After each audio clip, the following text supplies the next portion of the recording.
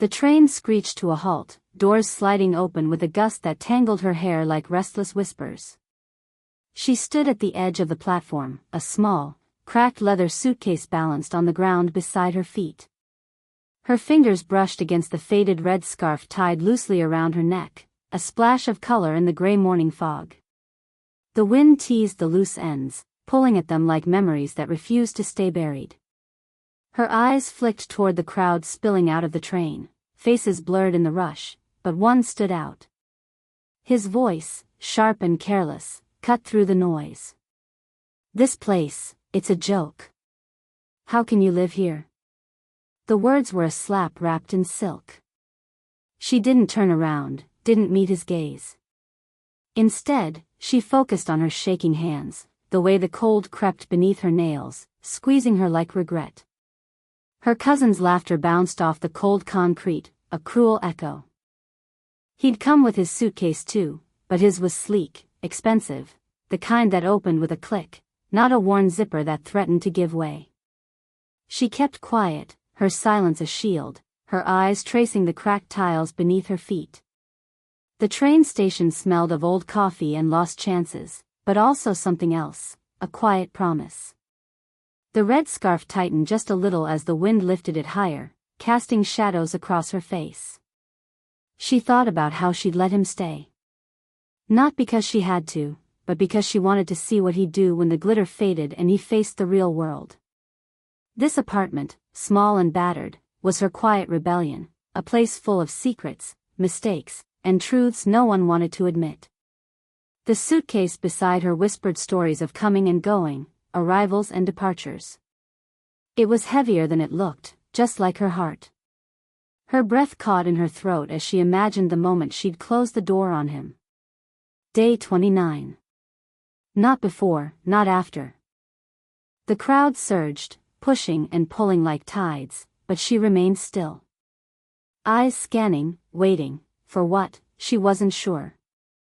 The sky darkened as a sudden chill swept through the station, and her grip tightened around the scarf. He didn't know yet. Not really. And that was the last thing she wanted him to see. The red scarf fluttered again, tugged by the restless wind as she shifted her weight from one foot to the other. The cracked leather suitcase sat beside her like a loyal companion, its worn edges reminding her of years past, battles fought, and promises kept. Her mind drifted back to a distant afternoon, sunlight filtering through the cracked window of her childhood home. Her father's rough hands had wrapped a similar scarf around her neck, a gift from his own father, he'd said, passed down through generations. "Keep this close, no matter where life takes you," he had whispered, voice thick with quiet pride and a hint of warning. Back then, the scarf was a shield against the cold, now it was a shield against shame, wrapped tightly around her courage. She glanced at the crowd again.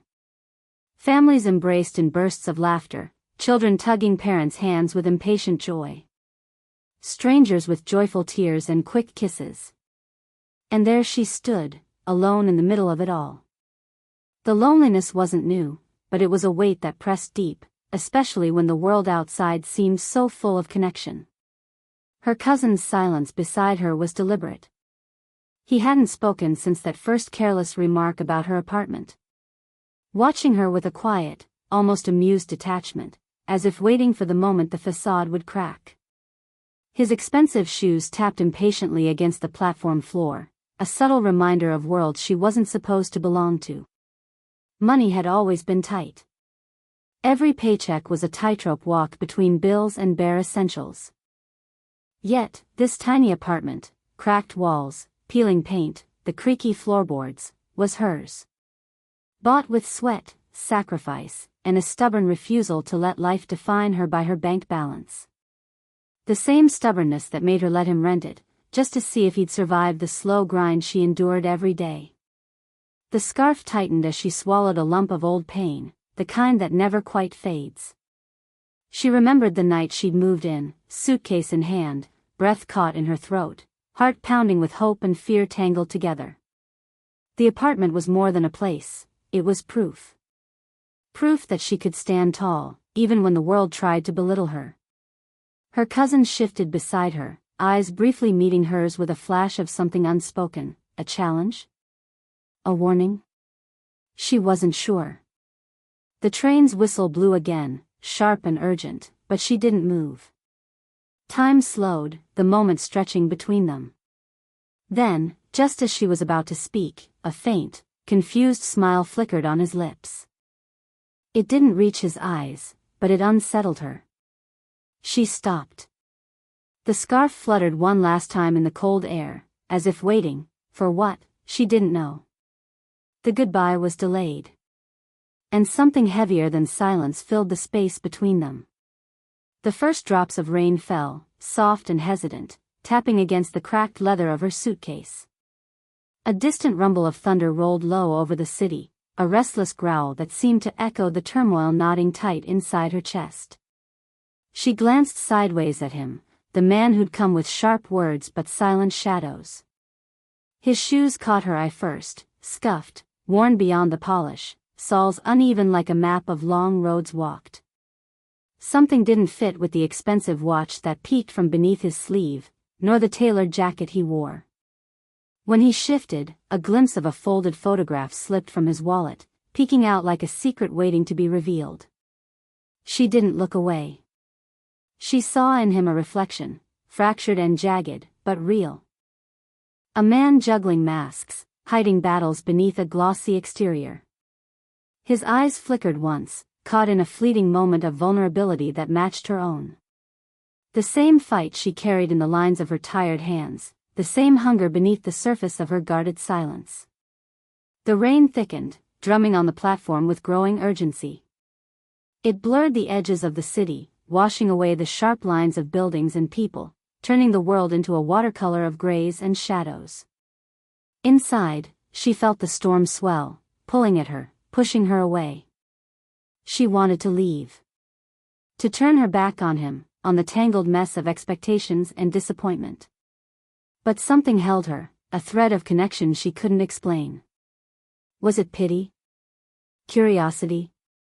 Or something darker, a chance to test her own resolve? His silence pressed in, heavy and deliberate. No easy answers in his quiet stare, no promises in the rain-soaked space between them. Just the weight of unspoken things, like debts unpaid or regrets that refused to fade. She wondered if fate had woven their paths together, or if she was merely a player in a game she hadn't agreed to join. The red scarf, now damp and clinging, felt heavier around her neck, a symbol tangled in the rain. Her breath caught as the thunder cracked closer, and the crowd began to scatter, umbrellas blossoming like black flowers. She realized the moment was slipping away, fragile as the raindrops slipping down her cheek. He stepped forward, just a fraction, eyes searching hers, daring, pleading, or maybe warning. She couldn't tell. Her heart pounded loud enough to drown out the storm. Was this a chance for understanding, or a trap she'd only just begun to see? The rain fell harder. And the answer stayed locked behind his unreadable gaze. The rain had slowed to a drizzle, leaving wet streaks on the pavement and mist clinging to the edges of the station like a fading memory. She took a shaky step forward, suitcase in hand, the weight of it suddenly unbearable. Her fingers instinctively reached up, clutching the red scarf tighter, its damp fabric a strange comfort against the chill sinking into her bones. She wanted to turn away, to vanish into the crowd and leave behind the tangled mess of unspoken words and broken pride. But then she caught sight of him, standing still, watching her with those eyes that flickered between challenge and something raw, almost vulnerable. And there it was. The scarf. Wrapped loosely around his wrist, the same scarlet thread that had been hers. She blinked, stunned, as a soft, almost broken smile crossed his face. It was like he was holding a fragment of her story, her strength, her scars, and for a moment, the world shrank to that single, fragile connection. Some people carry more than just bags, she thought, voice barely a whisper in her mind. They carry silence. Around them, the station's rhythm carried on. A mother tugged her child closer, casting a quick glance in their direction, eyes sharp with quiet judgment, as if the space between them was a secret no one wanted to admit. An old man shuffled past, muttering to himself, his gaze flickering with a knowing sadness. The world was watching, waiting for a crack, a sign of weakness. Her breath hitched, throat tight as the walls she'd built trembled on the verge of collapse. She felt the sting of tears, the heavy ache of years packed into a single moment. The urge to run, to erase the tangled thread of expectation and disappointment, was nearly overpowering. Her hands trembled as she lifted the suitcase handle again, ready to take that last step away. But then she stopped. One last look. One silent plea. He held the scarf like a lifeline, an unspoken truce or a challenge, she wasn't sure which. The crowd seemed to hold its breath. She wanted to ask why. Why the sudden softness, the stolen connection? But the words tangled in her throat, heavy and unformed. The rain whispered against the windows, the sky bruised with fading light. Time felt suspended, caught between what was said and what was left unsaid. And she stood there, on the edge of breaking, caught in the fragile space where pride and pain collide. Neither moving forward nor stepping back.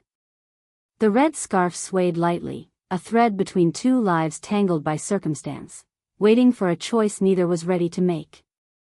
And the station hummed with silent stories, none of them hers to tell, yet. The rain had finally ceased, leaving the city slick and shimmering under a reluctant sun.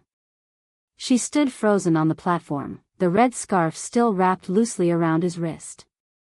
Her fingers brushed the edge of her cracked suitcase, but her mind was somewhere far away, anchored to the weight of a sudden, impossible truth. Her cousin wasn't just the careless, mocking figure she'd imagined. A name flashed through her thoughts, one she'd seen on the company letterhead tucked inside the thin folder she'd brought with her that morning. The company where she'd applied, the one that could change everything. He was the owner. The man who had sneered at her tiny apartment, laughed at her sacrifices, and now held her red scarf like a sacred relic, carried secrets deeper than she could guess. Her breath hitched, heart pounding with a mix of betrayal and disbelief. The suitcase seemed heavier now, burdened with the memory of her father's words echoing through the years, "Keep this close, no matter where life takes you." But the scarf had a new meaning, a legacy tied to someone she never expected. She remembered a phrase from earlier, whispered by her cousin as they parted that day, "Some people carry more than just bags, they carry silence." Now she understood. The silence wasn't just hers or his. It belonged to a story neither had shared, a story of loss, regret, and fragile hope. A photo slipped from his wallet that she hadn't seen before, a small girl, smiling shyly, the same red scarf wrapped around her tiny neck. Her daughter. Gone too soon. The weight of it settled like a stone in her chest, pulling her into a place where past and present collided. She had reached a point of no return. She could walk away, leave the apartment, leave the man, leave the tangled threads of their shared history behind.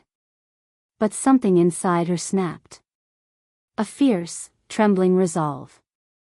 She pushed through the crowd, suitcase trailing behind her like a shadow, and stepped into the glass doors of the building that would become the stage for everything to change. The lobby's sterile light reflected off polished floors, but the warmth in her chest burned brighter than any cold corporate space. She paused, the echo of that familiar phrase swirling in her mind, a loop of meaning that refused to break. Some people carry more than just bags, they carry silence.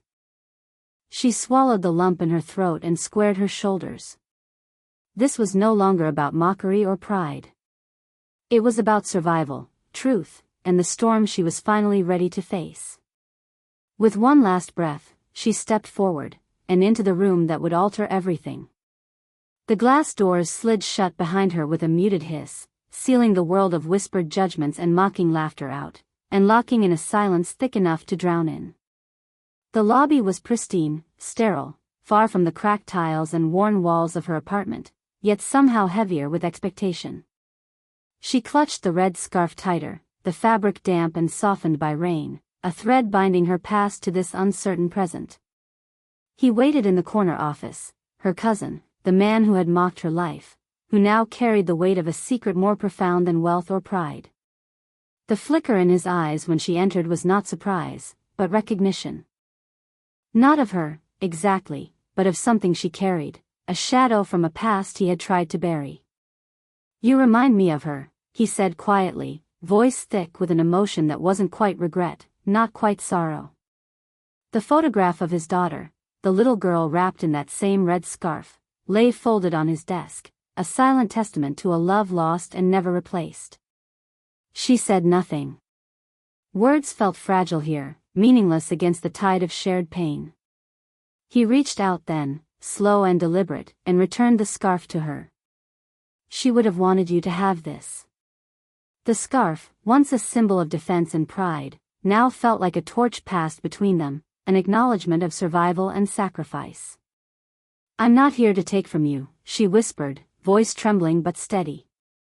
"Not anymore." She thought of the apartment, the cramped space she'd fought to protect, not for its walls, but for the battles it had witnessed. She realized she was ready to let it go, to bury it in the past alongside the fractured hopes it held. He nodded, understanding in his silence. Outside, the city was waking. The train station from that morning, the place where they'd collided with words and wounds, existed now as a memory, but the roles had shifted. She was no longer the girl with trembling hands and a suitcase, she was the woman who had walked through storms and shadows, standing tall in a world that refused to bend. As she stepped back into the sunlight, the scarf wrapped securely around her neck once more, the wind lifted its edges like a whispered goodbye. "Not every stranger you help is meant to stay," she thought, "but some leave you changed forever." And with that, she walked on, scarred, stronger, and quietly reborn. She walked down the quiet street, the late afternoon sun casting long, golden shadows on the pavement. The red scarf, folded carefully now, rested inside the top drawer of her small wooden desk, its place of honor beneath the soft glow of the window light. It was no longer just a piece of cloth but a keeper of stories, of battles fought in silence, of grudges buried deep, of fragile bridges tentatively rebuilt. Her steps were steady, each one echoing a newfound strength that didn't shout but whispered, a quiet power drawn from the scars she carried and the truths she had faced. The world around her buzzed with life, but she moved through it with a calm focus, no longer drowning in the noise of judgment or the sting of old wounds. She remembered a line she had heard once, soft as a secret in the wind: "Sometimes love is not romance, it's recognition." Recognition of shared pain, of survival, of silent sacrifices that rarely made it into stories told aloud. The memory settled over her like a warm shawl, wrapping her in its gentle truth. Her gaze lingered on a cracked watch left on the desk, a relic from another time, its hands frozen but its meaning alive. Time, she realized, was less about moving forward or backward and more about holding space for moments that shape us. There was no neat ending here. No grand closure, no final scene written in bold letters. Instead, there was the slow unfolding of a life still in progress, a tapestry woven from threads of resilience, regret, hope, and unexpected grace. She paused at the corner, the breeze lifting a stray lock of hair across her face. For a moment, the world seemed to hold its breath with her. The city's distant hum softened, replaced by the steady rhythm of her own heartbeat. Some questions remained unanswered. Some doors unopened. But that was where the story lived, in the spaces between certainty and doubt, in the pauses where possibility lingers. And as she walked on, the scarf tucked safely away, a thought blossomed quietly in her mind, fragile and fierce. Perhaps the hardest journeys are those where we learn not just to carry our own silence, but to honor the silences of others. The street stretched ahead, endless and inviting. And so did she.